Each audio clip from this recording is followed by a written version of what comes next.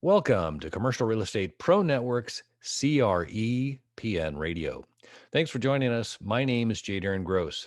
This is the podcast focused on commercial real estate investment and risk management strategies.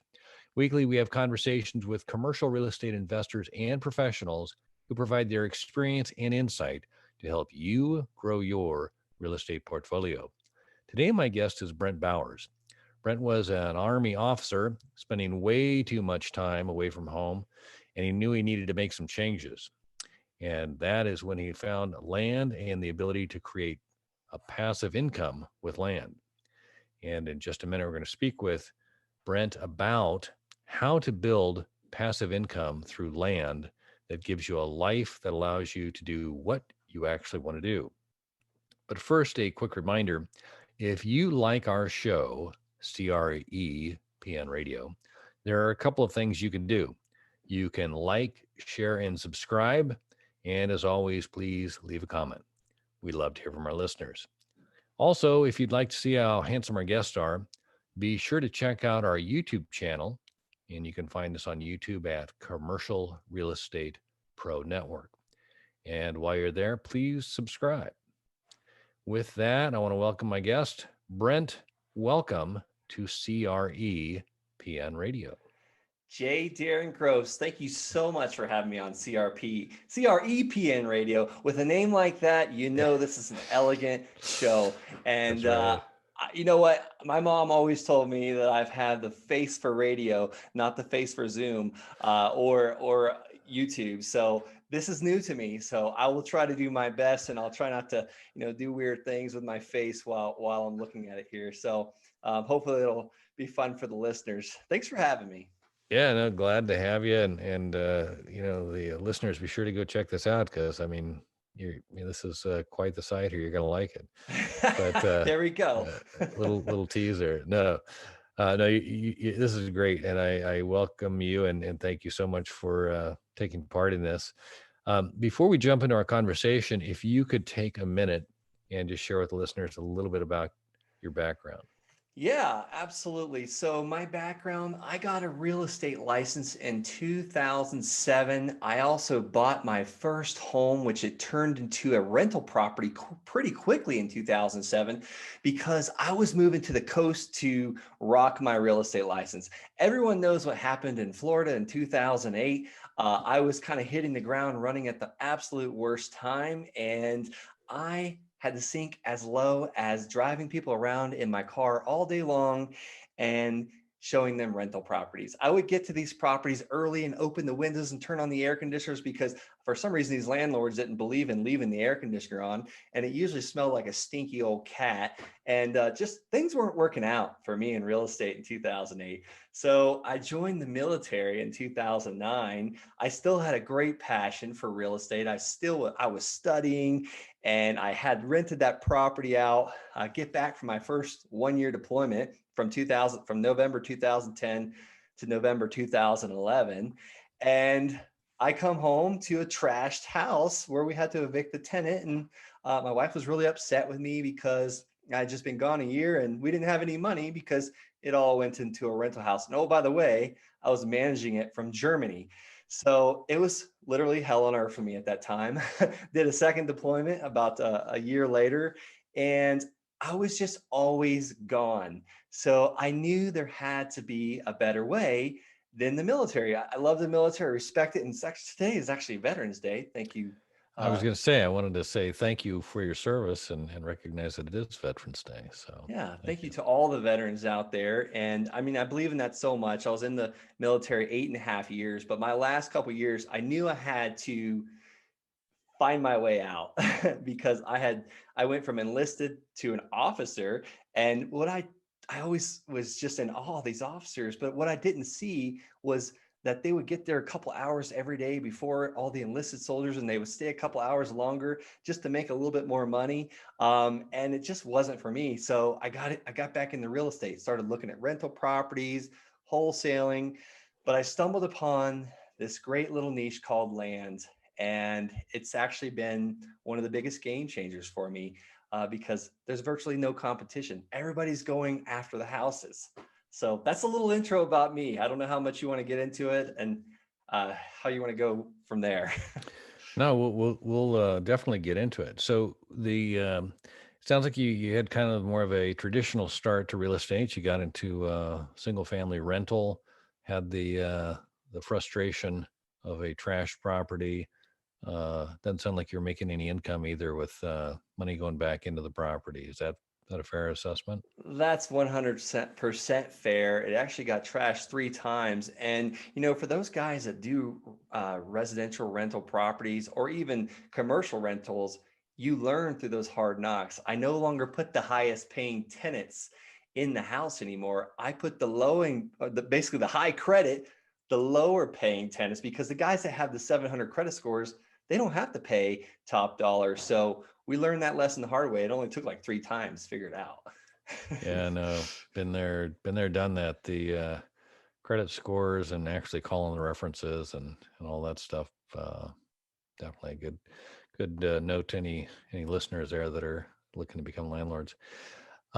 So then did you were doing real estate as a realtor. You went into the military. When you came back, uh, what was the path there? Did you look for more rentals? Did you get frustrated and then you found Yeah. land, or what was the? Yeah, it was kind of more rentals, more frustration. When the army pulled me out of Afghanistan the second time to send me to school to be an army officer, they sent me to a place called Melbourne, Florida. I went to the Florida Institute of Technology, and I actually was renting a room from a guy for a little while because it was like a quick transition. I had like 2 days to start class. So I found a rental, and it was actually a room. And the guy, it was just kind of a dirty house, and he never took care of the cat litter box. And I didn't grow up with cats, so I was like changing this cat's litter box every day because it stunk. It was like right outside of my room, and I was feeding this cat, and I was like, you know what, I'm gonna buy my own house and I can do the same exact thing but on a way better scale. So I did that, and then kind of refinanced about 3 months later, pulled some cash out and bought another one. And I was like, there's something to this. However, there's got to be a better way, a faster way. So I started looking into wholesaling houses, and I did that a couple times, and it was actually perfect timing because I had to pay for some classes, and it just wasn't really my thing. So I started mailing the vacant land list as well. And once I mailed that vacant land list, my phone absolutely exploded. And this list was the tax delinquent list, but it was a vacant parcels of land. Like when I say vacant, I mean nothing on it, no structures, no house, no well, no septic, no driveway. These guys were blowing my phone up because they've never seen an offer or a mailer on their land. So I went and looked at this land, and I still remember the first one I bought. It was actually non-buildable. You couldn't access the property without trespassing on state land. And the guy couldn't figure out what I wanted with it. And I ended up paying him $250 for this parcel of land. So, and come to find out, he had traded it years ago because he was a CPA. So you got a question there. I see your face. Go ahead. Well, no. The kind of a landlocked piece of land you mentioned, the trespass, non-buildable, $250. Who would So want that, right? Who yeah, would so want yeah, that? let's talk about it. What were your thoughts that caused you to buy it? So when I looked at this piece of land, because I actually went and drove and looked at it, I don't look at my land anymore, but when I looked at this parcel, I just fell in love. I mean, there were beautiful pine trees, and it's just the most beautiful piece of land. And I knew at a property that if I can get this at such a massive discount, there's got to be a buyer out there that would want this. So what did I do? I just stuck it on Facebook, took some pictures, and once again, my phone absolutely exploded. Oh, by the way, I disclosed, not accessible. There's no road going to this. It's not Parachute buildable. in, huh? Yeah. So, and this property was actually in Colorado. So I had gotten to Colorado at this time. So I hit the ground running. So I wasn't in Colorado very long, but I just knew that this parcel of land in this area was worth a bunch of money if somebody could figure out how to get ingress and egress to be able to get in and out. And, a realtor told me that you can't stop someone from getting to their land. So I figured that's something that an attorney can take care of, right? So I put in Craigslist ad that not buildable, not accessible, need an attorney to get access, and I marketed it for $5,000. And before I knew it, I had someone that put roughly, I think it was $500 down and paid me $500 a month until the whole note was paid off. So Wow. it's just, and we did those multiple times. I could tell you And multiple how stories of long how. was the so you close on the deal, you got $250 No, it's in, $500 down. but $500 no, but down. you bought it for 250, Yeah, yeah, right? yes. And then you got 500. So what was the time between So I think it the was acquisition and the sale? oh, 2 weeks.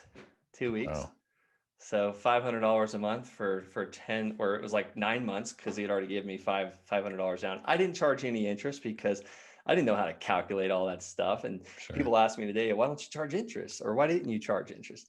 I didn't know. I was just kind of, we were building it as we went.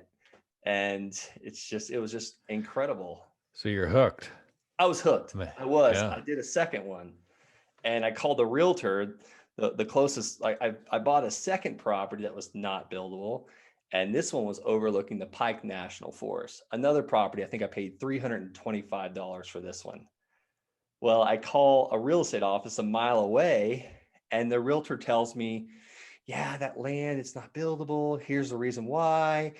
It was one ingress egress. They were afraid that if the firefighters went in, they can get pinned down. So they had to build another road over the railroad tracks. And I was like, well, what's it worth? I'm going to buy it, but I want to be able to blast it out really quick because I can't keep, like, I didn't have the money to just leave it sitting in a property like that, even though it was $325. That was grocery money I was spending. So I was Right. literally pre-selling this land. And the realtor said, well, you could put it on the MLS for maybe $10,000. And I was like shocked, completely shocked. I knew it was a beautiful property, but I was like, okay, I think this is a deal. So I hung up with her. And 2 minutes later, she calls me back and says, hey, would you be interested in selling that land to me? And I just thought she was messing with me.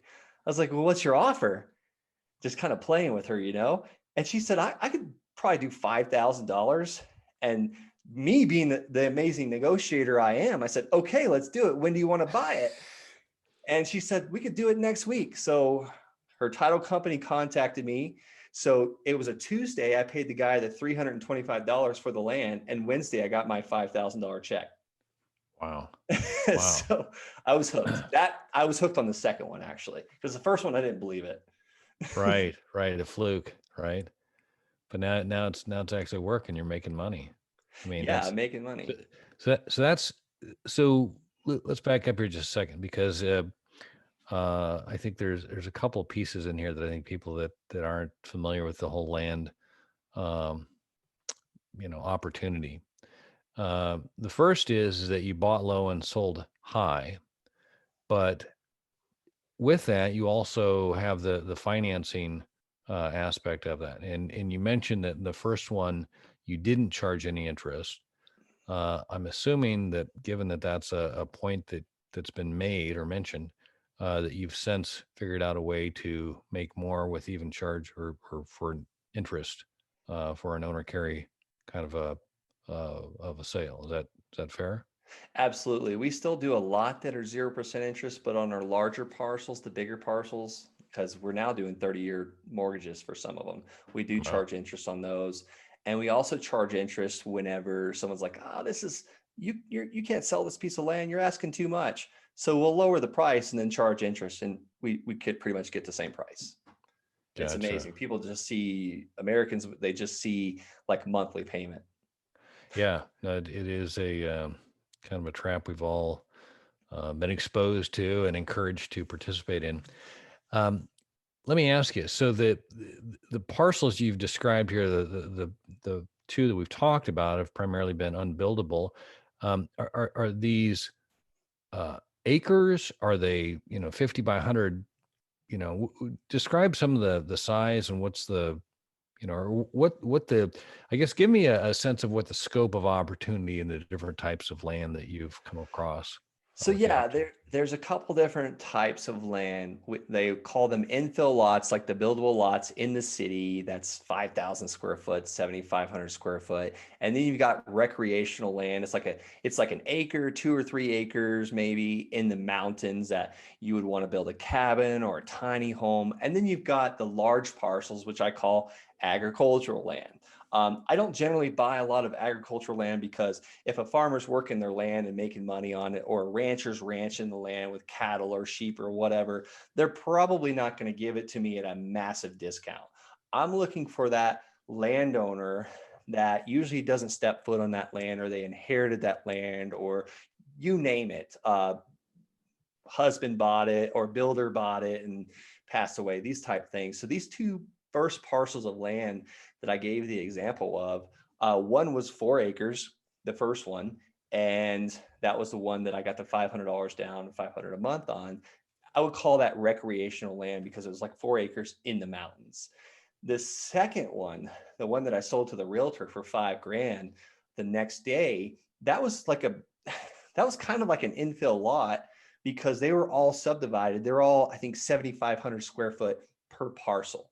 So that's what I would call an infill lot. Now we kind of focus on the infill and the recreational mostly because those are the ones that are easiest to grab, and really we'll still buy agricultural land, but it's usually not generally something that's being farmed or ranched as well. So, I mean, I'll buy any land that we can get at a massive discount and turn around and sell it at easy payments. Got it. So it sounds like kind of the key to this is you find a property that the seller doesn't. It's kind of a don't want, or they're just there's no um, attachment to, or they're ready to get rid of it. Is that That's is that exactly fair? right. They're ready to get rid of it. They might be out of state, out of county. I mean, we bought land from people that actually own the land next door and they don't have any plans to do anything with it. Most of the time they're behind on taxes, but sometimes they're not either. It's just really weird though. But the funny thing is that emotional attach. It's not like houses. Like they didn't grow up in the house or they didn't have their children in the house. It's just vacant land and it means nothing to them most of the time. Right. You mentioned taxes. Is that a source of potential sellers that you look to, or is it more of just it's got to be vacant? Yeah, I'll start with the low hanging fruit first. So that's behind on taxes and out of state. And once we run out of mailing those guys, we'll mail all the vacant land in a particular area that we're interested in. So obviously, we're going to start with the low hanging fruit and then kind of move up. What's cool though is if they're not behind on taxes, there's less problems to deal with because sometimes, the taxes are so high, we'll almost have to get the land for next to nothing. And that Right. always hurts making that offer. Right. Right. So, this is kind of a new thought for anybody that's always thought they had to have a tenant, to make money. Like you experienced in your first couple of rentals, you had the tenant destroy your property, and that's kind of more of a tenant selection lesson that you talked about. Um, so in land, is it fair to say that the way you make money is to turn it fast? I mean, there's no income if you have just a piece of land that you own, period, unless 100%. right. 100%. Get that monthly payment coming in as fast as possible. So we generally have a rule of what we want to make. So if we buy the piece of land for say, $5,000 and we want to sell it for 15,000, and someone can only come up with say $300 and 250 a month for the next however many months to get to that $15,000 mark, we'll get a buyer in there as fast as possible because one, we don't want to break the bank of the buyer. We want them to be able to pay every month on time. But yes, absolutely. A piece of land that's just sitting there is costing us money in taxes. Maybe it's in a landowners association or an HOA. Like we don't want the liability, like as Robert Kiyosaki would say, anything taking out of your money out of your pocket is a liability. Anything putting money into your pocket is an asset. So as soon as we put a buyer into that land that pays us the down payment and the dock fee and the monthly payment, it's now turned into an asset. So I mean, we're kind of like the Planet Fitness model, but for land. Planet Fitness has Right. all these members paying a monthly fee, and that's kind of what we're looking for the land. And once they pay it off, we transfer the deed over to them, and they're now the new owner. Okay, and let's talk a little bit about that because you mentioned it's once they've paid off the property that you transfer the deed. Um, can you go into that a little bit and compare that to a typical property sale? Yeah, there's two ways to do it. Well, here's two ways I'll explain that we do it. Generally, we like to do a land contract or a contract for deed. Same thing, talk to your attorney in the state that you're doing this in. But all a land contract is just says, hey, Darren, we're going to sell you this piece of land for $5,000 down. You're going to pay us $100 a month for however many months. And as soon as you've paid that full 5,000, I, Brent Bowers, will transfer this land to you. I will basically do the transfer deed or a transfer document or a deed. I will put the deed in your name. We'll record it. We'll file it for you, send you a copy, send you the original, whatever. We try and do it within 30 days. And now, Darren, you are the owner of this piece of land. Another way you could do it is we can go to a title company. We just did it with a subdivide that we did in Florida. We bought 27 acres in Florida and turned it into 3 parcels of land. So these guys were putting $40,000 down for this land, and the total purchase price is $74,000. So they came to the title company with $40,000, put it in escrow, and we actually transferred the deed to the buyer. And now we have a deed of trust and a promissory note. So if they don't pay, we'll foreclose and take the land back from them. So there's 2 ways of doing it. My attorney, she was a little, skeptical of the contract for deed until she wrote me a contract for deed that she felt comfortable with. The reason why I like the contract for deed is, when you do $500 down and $100 a month, you're going to have something we call default. There's going to be people that lose their job or get tired of the land, or they figure out that they've actually got to put a well and a septic and a driveway and a culvert and actually do things to make this land buildable. And sometimes they'll just say, yeah, I don't want it anymore. And that's a sad part about this business. However, we just send a cancellation of contract. We certify mail it, we send them an email, a text. We always try and work it out, a new payment plan with them, whatever it takes. And we've been successful at working it out, but sometimes we get the land back by canceling that contract for deed. And it's so simple. It's a mutual agreement. We don't have to foreclose. We don't have to pay an attorney. So I prefer a contract for deed unless they're putting a massive amount of money down for that property. Right. But even in that, I mean, you just mentioned the foreclosure. There is no foreclosure, Not correct? for contract I for mean, deed, no. yeah, if they haven't met their contract, the contract. What do you call it? A contract fail, or is it just a failure? I mean, what's the Yeah, terminology if we somebody just call it a cancellation of cancel the contract. contract? Gotcha. And now you could have someone that gets behind and they want to fight you, and you might end up having to go to court for that. And a judge will pretty much make a decision on that.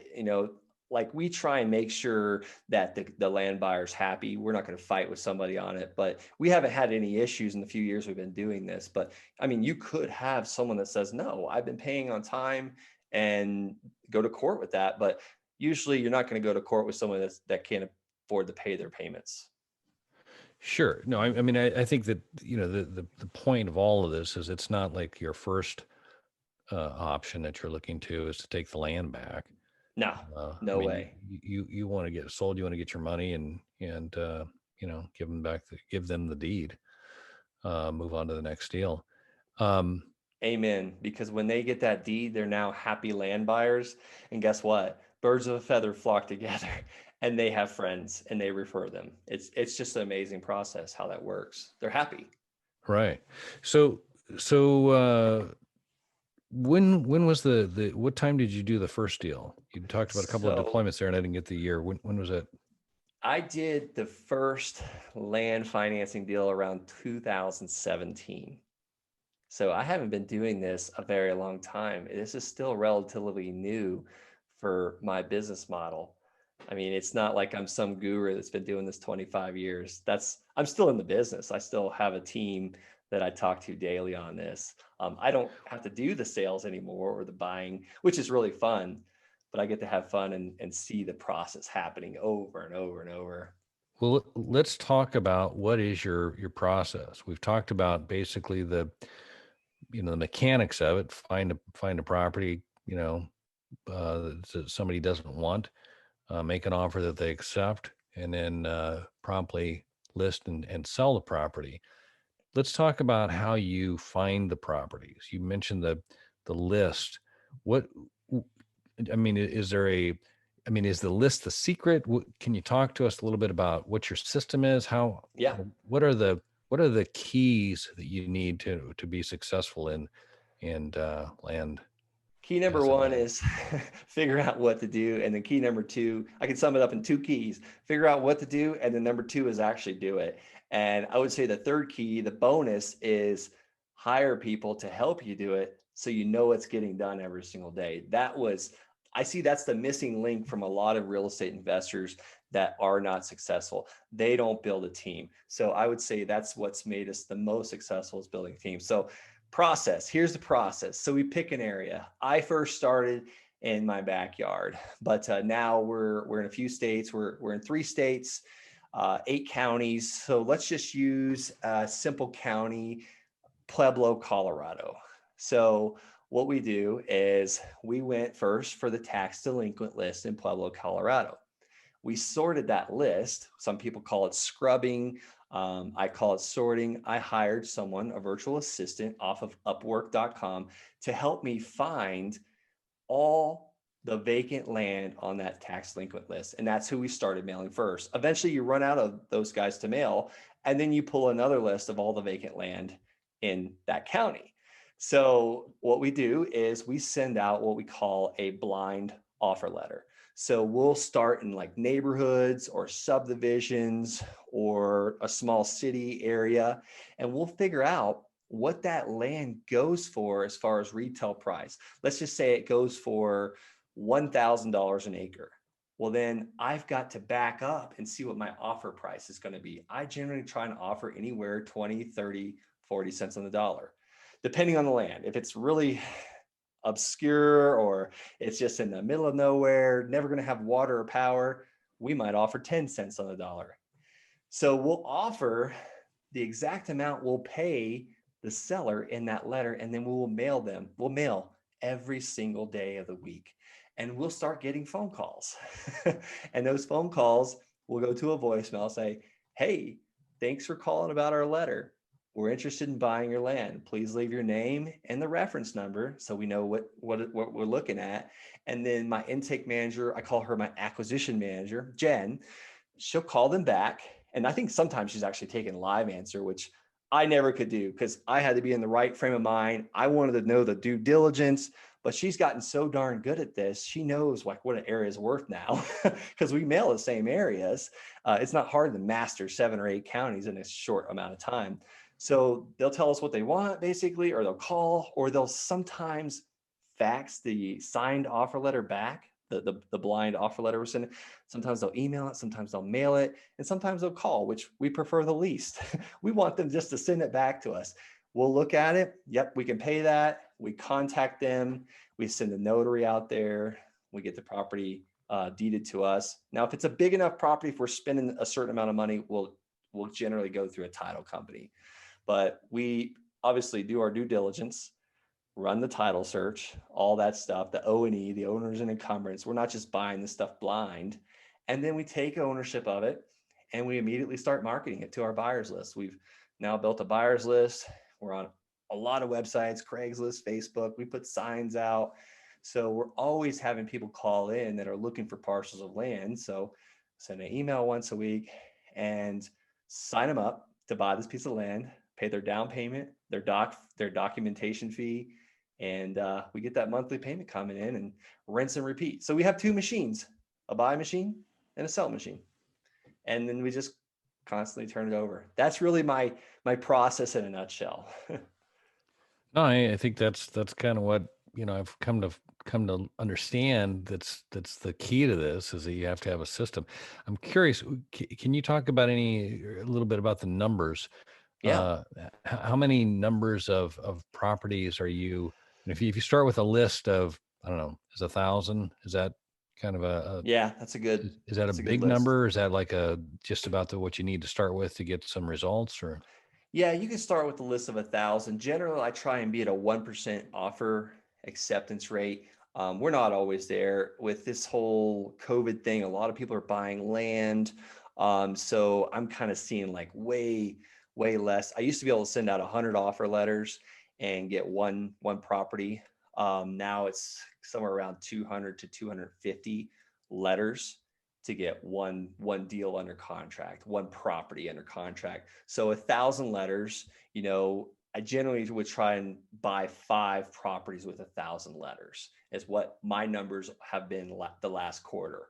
Last year, it was way easier to buy land than it was to sell it. Now it's shifted a little bit. It's been way easier to sell the land than it is to buy it. It's just like houses, Hmm. buyers and sellers markets type things. No, I mean there's a cycle to it. It sounds like. So you do that, and you said you're mailing daily. Yeah, we generally mail daily. Right now, we're on 26 letters a day going out automatically. I'm trying out a new system. Howard Zonder owns Landspeed. We're trying out Landspeed right now, so it's like 26 letters a day. We're not mailing on Sunday, obviously. So technically, what is that? 25 times 5 would be 125. So roughly, we're mailing about 150 a week on average. So that's 900 a month. Well, that would be 900 letters a month is about what we're mailing. So it's probably crazy for the house guys out there, because you have to mail like 5 or 6 thousand letters to get a house. Land, we're mailing so much less. Like our mailing expenses is so little. Yeah, that seems very manageable. And what's your persistence? I mean, do you just send one and you're done, or do you have a follow up letter, or is there any kind of a cycle? If you don't hear from somebody, do you try again and reach out to them again? We'll change it up. So if they do not accept our blind offer letter, like to where we offer them an exact amount, we'll send a postcard, which is way cheaper than the letter. And we'll get callers that call on that would never call on the offer letter, and vice versa. So we'll change it up. And generally, we only mail a list twice. We probably could mail it more, and it's about every 12 weeks is our cycle. We could probably mail it a lot more often, but this is very cyclical too. So we'll buy a bunch of properties, or we'll come across a land wholesaler. Yes, that is a thing. There are guys out there that get tons of properties in their inventory and then wholesale it to guys like me that want to sell or finance it. Some guys just like to do the quick cash. So we'll come across those guys from time to time and buy 117 parcels or 4 parcels or 11 parcels. So I love it because I didn't have to mail those guys. So we'll pause mail them from time to time, which I don't recommend pausing very long, because it's nice to cherry pick land too. Because sometimes, like, we just got a property under contract for $16,000 that we're buying in Colorado Springs. The comps are 115,000. So we're buying the property for 16,000 and we're going to sell or finance it for 115,000. Now, what's the return on investment for that? 115, divide that by 16,000. That's like a 700% return on investment. And oh, by the way, I'm going to have a buyer lined up before we pay for it. So we'll use their cash. They're going to bring that $16,000 to the title company as their down payment. That's And then infinite. You didn't. I mean, there's no money. that's true. Then it turns Yeah. into infinite. That's exactly right. Because I'm going to use his down payment, and then I'm going to hold the deed of trust and the promissory note. He's actually going to own that land, but I'm going to be the bank on an Wow. infinite return because he's going to pay for the land. Oh, that's awesome. So let me ask you: somebody who's listening says, "This is what I want to do." What? How much time would you encourage them to kind of budget to you know get this? I mean, you had some initial success, but to get a system to where you have this, to where you can actually, this is passive income and you can live the life you want, kind of thing. What are we talking about? What's a realistic time frame? You know what? When I started out, and I wish I would have just had this system from the very beginning. I was the guy buying, I was the guy selling, I was the guy collecting the payments, the cash. I would say realistically, you could build a system like this in 3, 4 months. Now you're going to have, expect errors, expect challenges and problems. Like that's what if we expect that, it's not such a big deal. But someone can realistically have a system like this built in 3 months easy. I just started coaching in June. I've had guys making passive income in roughly 30 days. Now, granted, as far as the time it took, for me personally, I was an Army officer. I was on base at 6 a.m. and usually leaving base 6 or 7 p.m. Now, I may have taken my lunch hour a few times, a few times a week, maybe 5 days a week, to make calls, return calls to sellers. And then I would also, post on Craigslist and Facebook during my lunch hour. But I would say I probably spent about 2 hours a day, Monday through Friday, getting this off the ground. And I would say we're always improving our systems, but it probably took me about 6 months to have a system actually built. And then luckily I got an acquisition manager. That was the first thing I hired out because I just couldn't take the phone calls. And then the second thing we hired out was the sales side of things. No, that's awesome. I mean, it's exciting to have success and relatively quick. I mean, I think about all these the people I talk to and see their posts and stuff about how they're working and working and working and working and working and working and working and working and working, trying to find a deal. And the in a lot of the commercial space, especially like the multifamily, which I think has probably got has had most of the buzz here for the last you know 4 or 5 years. There's a lot of competition in there, and if you're trying to get started, having to get to know the brokers, and then if you don't have enough money yourself, you got to raise money, and you got to have all these other um, connections or vantage points, or just there's additional pieces to it.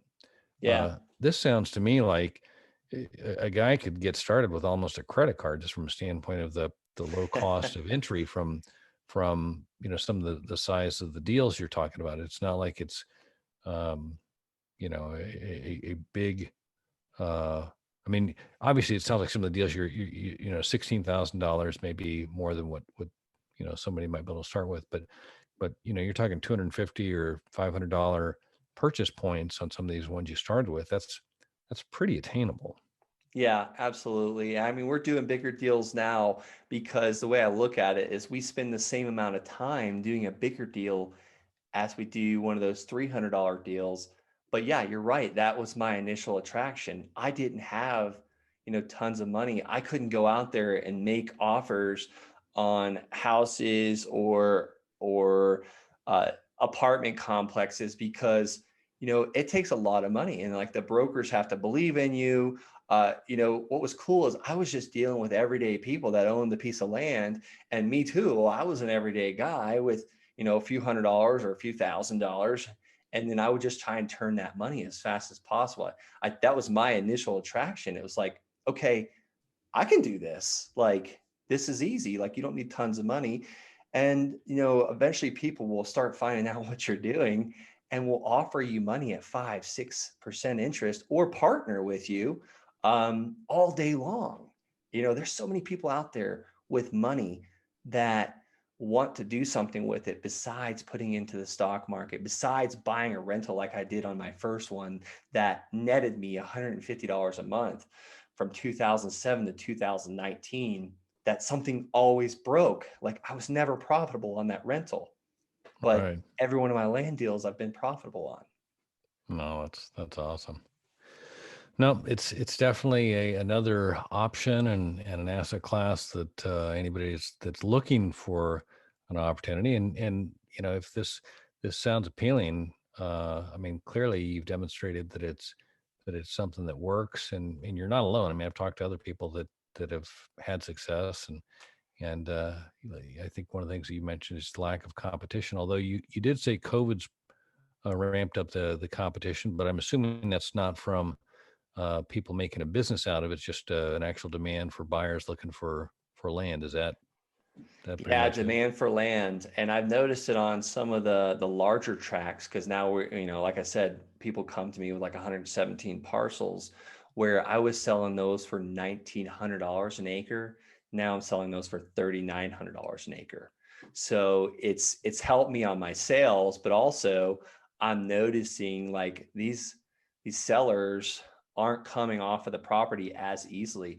And I can't say that I've got my finger exactly on what it is, but I track my numbers, which is so important. Most people don't do that. I know that I have to send at least 250 letters now when I could get away with it with 70 or 80 or 100 before. Now, granted, I'm not doing a sniper approach as 3 years back taxes out of state. It's kind of on the general vacant land for certain areas. But yeah, I've seen the pickup in where I've had to mail more. So that's kind of an indication to me. I try and run the business off of data. I have some students that say, I've mailed thousands of letters and I haven't gotten anything. And we break it down and they've really only mailed 800 letters and they're offering too little. Right. It's tracking numbers, data, not drama. Yeah. Well, and that's a system, right? I mean, if you've got you know what your input is, you know what the output will be based on the system. And it's interesting that just the cycle that you've talked about. That I think all markets there's a cycle, and the longer you participate in any market, you're going to experience the highs and the lows of that market. Uh, Amen. so Amen. just gotta have kind of more of a longer view of it. But hey, Brent, if we could, I'd like to shift gears here for a second. Um, as I mentioned to you before we started, by day I'm an insurance broker, and I work with my clients to assess risk and determine what to do with risk. There's a couple of different strategies we typically consider. We look to see if we can avoid the risk. If we can't avoid it, we look to see if there's a way we can minimize the risk. And then if neither of those are an option, we look to see if we can transfer the risk. And that's what an insurance policy is. It's a risk transfer vehicle. I like to ask my guest if they can look at their own situation. This could be your clients, investors, tenants, the market. You frame the reference point. But with that, if they can identify, or if you can identify what you consider to be the biggest risk, and just again for clarification, I'm not necessarily looking for an insurance related answer, but if you are willing, I'd like to ask you, Brent Bowers, what is the biggest risk? Yeah, I want to talk about a property we bought.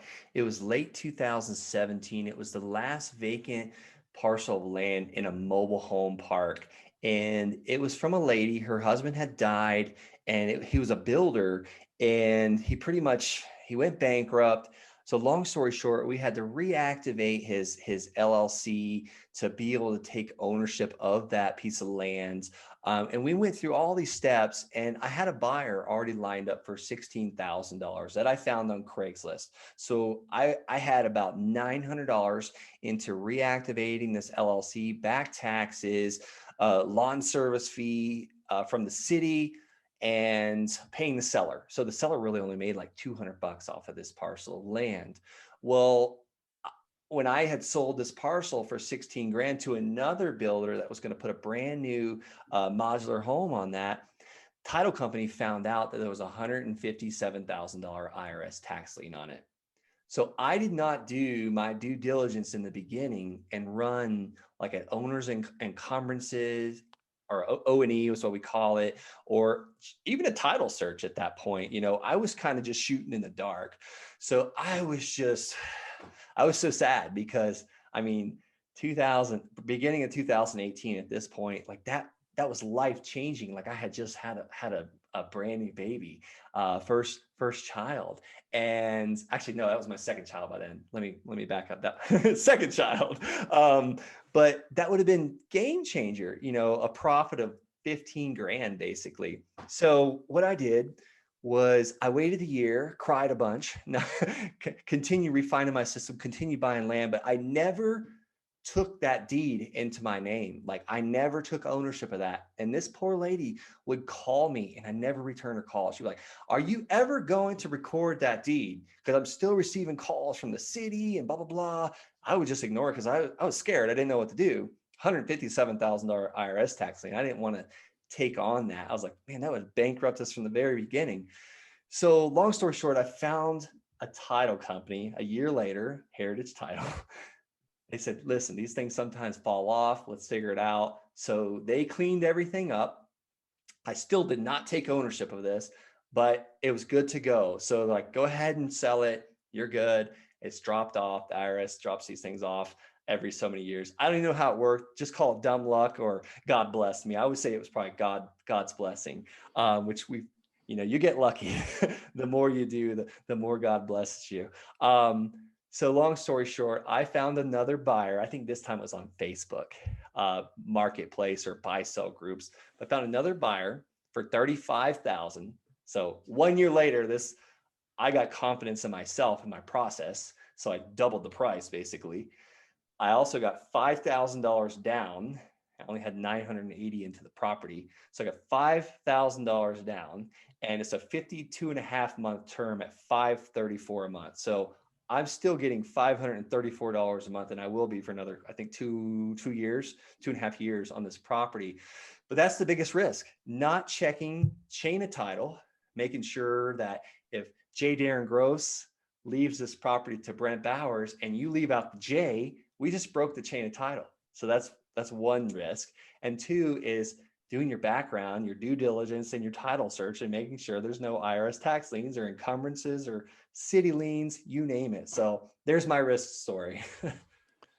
No, that's awesome. The due diligence gotcha kind of thing. I think that really is one of many opportunities for issues in real estate, but I think it's probably the one that you have most control over if you do your due diligence.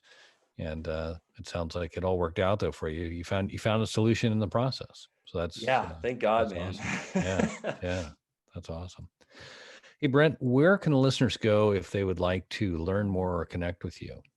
Thanks so much for asking. Yeah. So like I said, I've been coaching students since June. I do have a course, one-on-one coaching, support calls. Go to thelandsharks.com. I'll spell it out. TheLandSharks.com. Thelandsharks.com. Schedule a call with me. I'd love to jump on the phone. And if there's any questions I can answer, this is what I do now. I love it. Awesome. Well, that'll be listed in the show notes. And Brent, I just want to say thanks for taking the time to talk. I've enjoyed it. I've learned a lot, and I look forward to doing it again soon. My pleasure, Darren. Thanks so much for having me on the CREPN radio. All right. All right. And for our listeners, if you like this episode, don't forget to like, share, and subscribe. Remember, the more you know, the more you grow. That's all we've got this week. Until next time, thanks for listening to Commercial Real Estate Pro Network's CREPN Radio.